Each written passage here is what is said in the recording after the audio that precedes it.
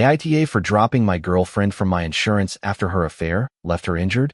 The day I discovered my girlfriend's betrayal, she was in the emergency room with a piece of metal lodged in her eye.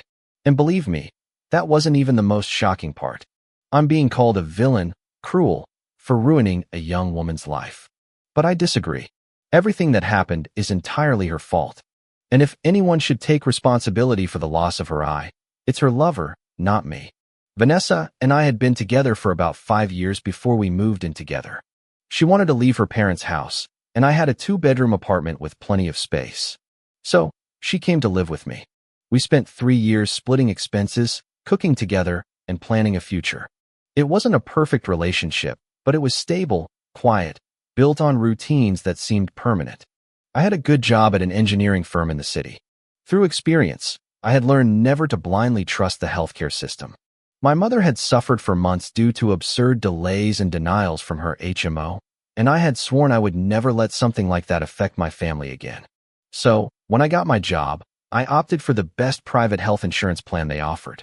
It was expensive, yes, but it was a top-tier PPO with excellent coverage for emergencies, regular checkups, and priority access to specialists. Out of affection, or maybe a sense of duty, I also added Vanessa to my plan as my domestic partner. She was a charming woman. She had this calm, gentle way of speaking that could dispel any irritation. And she was beautiful, and she knew it. What she was most proud of were her very light blue eyes, the kind that seemed to change color with the light. She always wore makeup to accentuate them, and when she looked at me in that certain way, it felt like the rest of the world disappeared. I loved walking by her side and noticing how others would turn to look at her. In those moments, she would take my arm and smile, as if to remind the world that she was mine. I never doubted her. I wasn't the jealous type. Vanessa had always shown me loyalty. At parties or gatherings, she would stay close to me. She said she didn't like to be left alone because some men got too pushy, and I found it almost cute. In her group of friends, Celine was her confidant. Sometimes we would go out with them, and I liked them. They were normal, hardworking women, drama-free. Nothing gave me any reason to be suspicious. So, when Vanessa told me one afternoon that she was going to a birthday party at the co-working space where she was helping with preparations, I didn't find anything suspicious. I had a lot of work that evening. We were finishing a major project, and I wanted to get ahead on some reports. Besides, I had already been to several of her friends' birthday parties. I didn't feel like spending hours listening to the same conversations.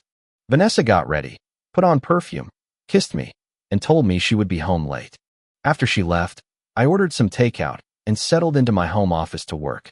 Time passed without me noticing. I was focused on reviewing blueprints and calculations. When the phone rang, I thought it was her calling to say she was on her way home, but when I looked at the screen, I saw Celine's name. I answered automatically. Her voice was trembling, almost broken. She told me there had been an accident and Vanessa was at the hospital. As soon as I heard that, the pen dropped from my hand. I asked for the name of the hospital and ran out the door. I drove without thinking, my heart pounding in my chest. I got there in less than 15 minutes. Celine was waiting for me at the front desk, looking nervous. The moment I saw her, I asked her to take me to Vanessa. The emergency department was nearly empty, just the sound of hurried footsteps and the distant beeping of monitors. Celine said nothing, and I couldn't bring myself to speak either. A doctor intercepted me, asked for my name, and when I gave it, he nodded. "She asked to see you," he said softly. He let me in, but warned it could only be for a minute. I wasn't prepared for what I saw. Vanessa was lying on a gurney, covered up to her chest. Her head was bandaged, and some kind of plastic brace surrounded part of her face. On the right side, sticking out between the bandage and the brace, was a thin piece of metal, like a twisted rod emerging from near her eye. It wasn't large, but just seeing it was enough to send an icy chill down my spine. The rest of her face was stained with dried blood, with small cuts on her forehead and cheek. She tried to move when she saw me. She managed to say my name, but the pain made her groan. The doctor told her not to move. I moved a little closer, unsure if I could touch her. I took her cold left hand and managed to say only one thing, that everything would be okay, even though I didn't really believe it myself. The doctor asked me to step out. He needed to stabilize her. I obeyed, dazed. In the hallway, Celine was waiting, her eyes fixed on the floor. Anger began to boil inside me. What the hell happened? I demanded. She didn't answer. She took a step back. Celine, tell me what they did to her. What happened at that party? I repeated, my voice louder. She opened her mouth several times without making a sound. Her eyes were wide, her hands shaking. She tried to say it was all a misunderstanding, that she didn't understand how it could have ended like this. She told me she had already called Vanessa's mother, who was on her way, but she wasn't answering what I really wanted to know. I moved closer. Please, just talk. I need to know what happened. No one will blame you if it was an accident, I assured her. But in truth, what I felt was an icy fire of contained fury. Finally, she burst into tears. Her voice came out in fits and starts. We were celebrating, everything was fine. They were laughing, dancing. When she got to the part about the cake, she paused for a long time, as if gathering the courage to continue. Vanessa wanted to play a joke, she said. I stopped, waiting for more details. She tried to push my face into the cake, you know, that kind of joke, but I moved out of the way without thinking. She tripped and fell head first. I asked her to be more specific. Celine took a deep breath, looking at the emergency room door. The cake had metal supports inside to hold up the top decorations. It was wire. When Vanessa fell, one of them went into her eye, she concluded, covering her face with her hands. I stood motionless for a few seconds, processing what I had just heard. I couldn't believe it. It felt like all the air had been sucked out of the hallway. Then the anger hit me full force. And what kind of idiot buys a cake like that? What kind of baker sticks metal in a cake? I yelled. Celine took a step back. It was an accident, I swear. Nobody wanted this to happen, she sobbed. But something didn't add up. And how exactly did she fall? I said. Nobody gets a piece of metal stuck in their eye just by tripping. You pushed her. You made her fall, and now you're trying to cover your guilt. She shook her head relentlessly, crying uncontrollably. I wasn't thinking straight anymore. Overwhelmed by fear and anger, I lost my cool. I grabbed her by the shoulders and forced her to look at me. If Vanessa loses her eye, I will sue you, I said, my voice trembling. I'm not letting this go. She started crying even harder, saying she was sorry, that she didn't really understand how it had all happened. Completely beside myself, I kept pressing her, demanding details. But when she said between sobs that she never imagined a friend's birthday would end like this, my whole body froze. What do you mean, a friend's birthday? I asked slowly. It wasn't your birthday? Celine looked at me. Her face shifted from fear to blatant guilt. I saw it. I clearly saw the moment the lie crumbled in her expression. I didn't mean that. I'm confused. That's when I started paying attention to the details. If they were supposedly celebrating Celine's birthday, why was no one else at the hospital? No friends in the waiting room. No one asking about Vanessa. No one crying. Nothing.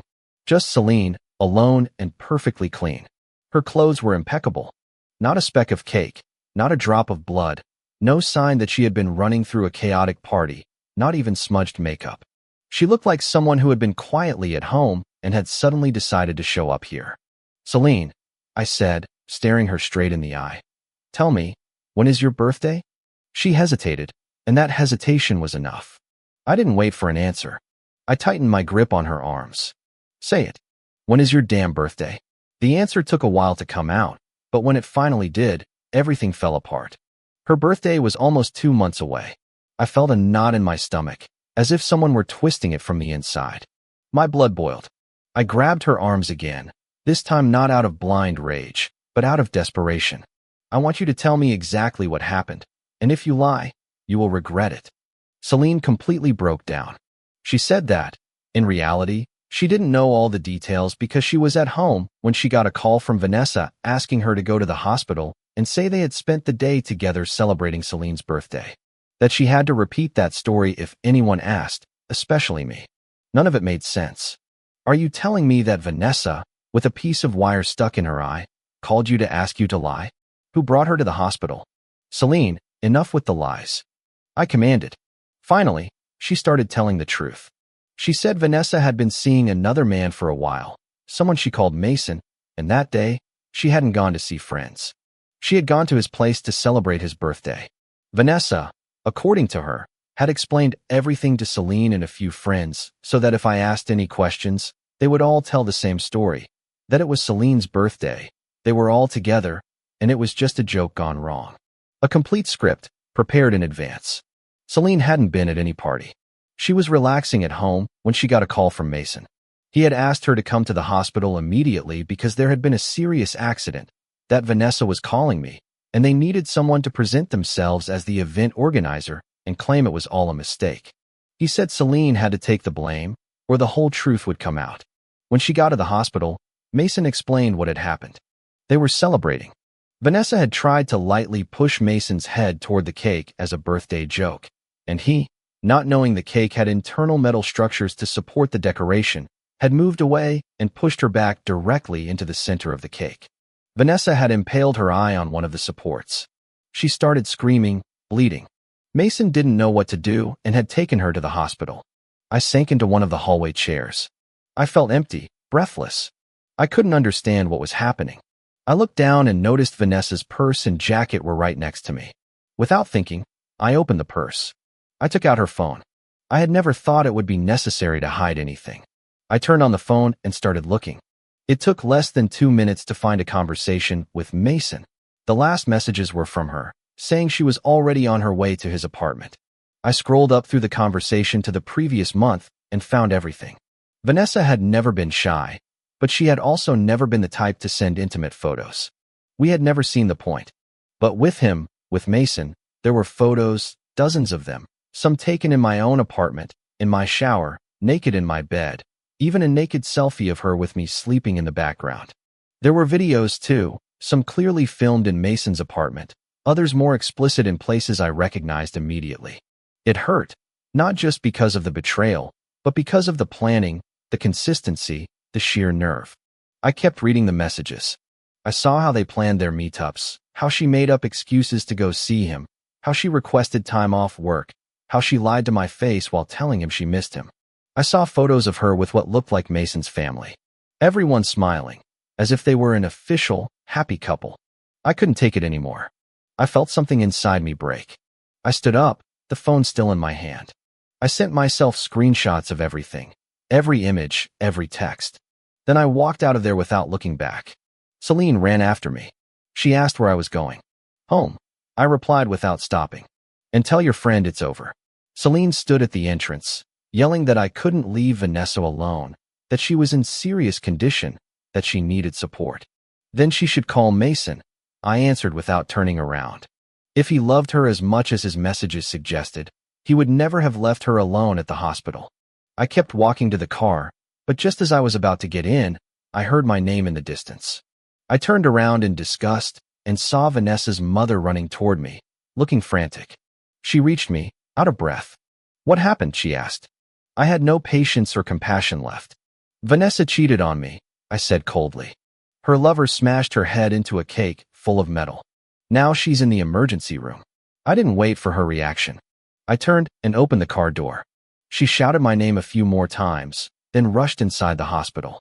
I sat there without starting the engine. I watched people coming and going. No one knew what had happened.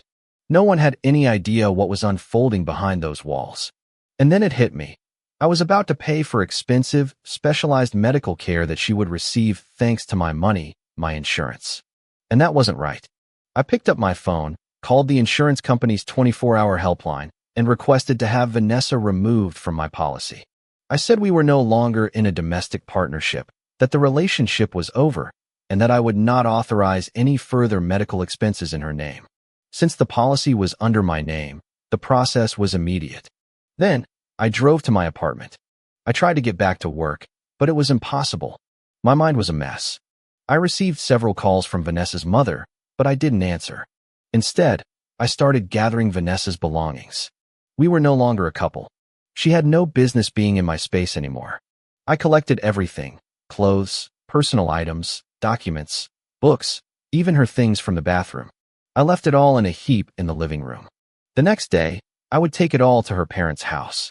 That night, tired of getting notifications, I turned off my phone. I didn't want to know anything else. I went to bed, and, for the first time in years, I slept completely alone, with the door closed.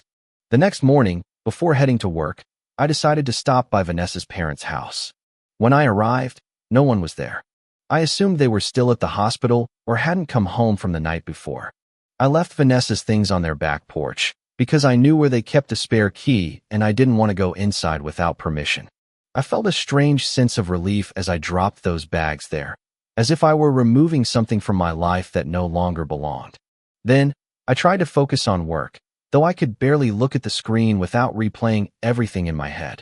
In the afternoon, I had to turn on my phone to deal with a work issue, and almost immediately, it started ringing. It was Vanessa's number. I hesitated, but I answered. What I heard surprised me more than I would have thought. It was her. "My love, where are you? Why did you leave me here alone? I need you. Please, come back," she said in a strange voice, somewhere between crying and pain. I didn't respond. I just stayed silent. Then I heard a weird whimper. I guess it was from the pain in her right eye. It sounded weak, as if she were speaking with half of her face numb. "I know what I did was wrong," she continued. "But it was a mistake, just a mistake. I need you. Don't leave me now that I'm like this. I know you love me, and I know we can get through this. I'm begging you, don't leave me alone in here." It disgusted me to hear her talk like that, as if nothing had happened, as if I hadn't seen her phone, the photos, the videos with that guy. "So," I replied bluntly, "I saw everything on your phone, Vanessa. Don't come to me with stories. You even met your lover's family. Forget about me. Call him." She made that strange noise again, a mix of pain and crying. In the background, I heard an impatient sigh. It sounded like the phone was on speaker. "You have no idea how much I regret this," she said. "He meant nothing. It was just a mistake. Please, come to the hospital. They're going to operate on me tonight, and I'm scared. They said I might lose my eye, but there's still a chance. Please, I need you to be here." None of it moved me. For me, it was too late. "What you need," I replied, "is to see if you have insurance that covers your surgery, because you can't count on mine anymore." And I hung up. Not a minute passed before she called back, but I didn't answer. I didn't want to hear her. I didn't want to give any explanations. I didn't want her to try to manipulate me. I silenced my phone and went on with what I was doing, even though I couldn't concentrate. About an hour later, the messages started pouring in from everyone. Her mother, her father, even her friends. All of them were telling me to call the hospital, to sort out the insurance issue, that I was the only one who could help. Celine even sent a voice message saying the surgery couldn't be done because the insurance had refused to pay, that the hospital said they wouldn't touch her without authorization, and that the operation cost a fortune, in her words. I replied only, "Not my problem." I ignored the rest. That evening, Vanessa's father showed up at my apartment. He knocked several times until I opened the door. I didn't let him in. I stood in the doorway, ready in case he lost his temper, although he didn't seem like that kind of man. "Listen, son," he said. "I understand that you're hurt. I understand you feel betrayed, and I assure you I'm not justifying what my daughter did. But she needs this surgery. She could lose her eye if she doesn't get it now. It's just a matter of time. We have no way of coming up with over $100,000. But if your insurance covers it, I swear we'll pay you back afterward." I didn't believe him for a second.